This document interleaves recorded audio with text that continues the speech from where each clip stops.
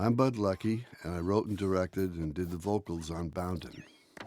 I was raised in Montana, so this locale is kind of based on my early experiences. You know, a high mountain plain, which is kind of my favorite area. It probably has a little bit of Montana, Arizona, all across the West mixed in, mainly looking for color. The set works around this rock where the lamb lives, and we called it the Guggenheim Rock, with apologies to Frank Lloyd Wright. The style of the background is, I was thinking of Grant Wood, who has this sort of basic, simple forms, but put together in a nice way. And then in animation, we all love Mary Blair, who was a great designer. The fish were based on a character in Nemo named Gurgle. The owl was actually made out of a prairie dog, you know, with adjustments and feathers and wings and what have you. And the Model T Ford was from an upcoming movie called Cars. And the guy picking up the sheep here is the dentist from Nemo. The water in this rain sequence is amazing. Bill Polson and the technical crew just did wonderments all the way through it.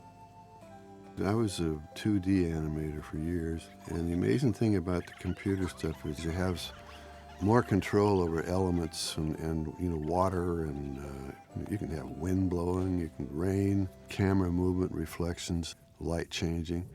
It just makes everything come alive, and it's more magical.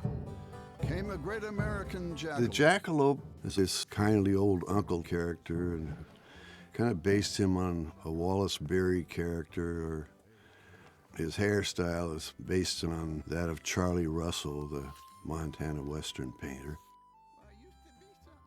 The little dance step here by Rodrigo Blas, I think, is one of the finest pieces of animation I've ever seen. Just great. Doug Sweetland and the animators did a great job bringing these guys to life.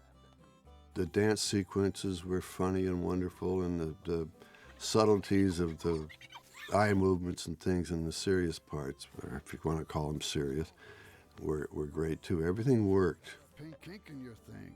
Does it matter what color? Well, that gets nope. If you notice, the lamb has a farmer's tan after he's been shaven, and a little stubble too.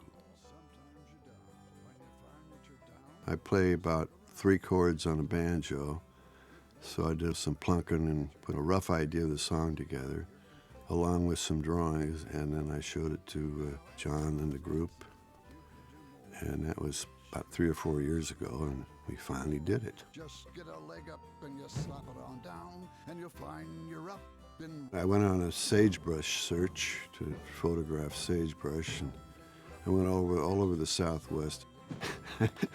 I found out there's a lot of varieties of sagebrush, all different colors, but I wanted the one that I grew up with, sort of this bluish green, and so that's what we have.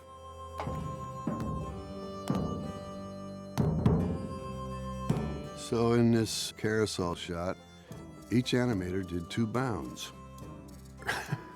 Watch the snake, the transition here to winter, he goes into hibernation. The camera follows a lamb around. He's going up while the other characters are going down, so we get kind of a up and down carousel movement. We tried moving the camera up and down, but it got a little queasy. He learned to live with it. He didn't care. He just bound, bound, bound and rebound. And the last scene originally on the storyboard, I just had the jackalope going over the hill. And then the prairie dogs were so much fun that we thought we ought to bring them in at the end and kind of tail it out, and I think it works nice. The finished product here is so much better than, you know, I had in mind originally, and everybody plussed it all the way through. Every little element is much better than I expected it to be done. And I thank them all.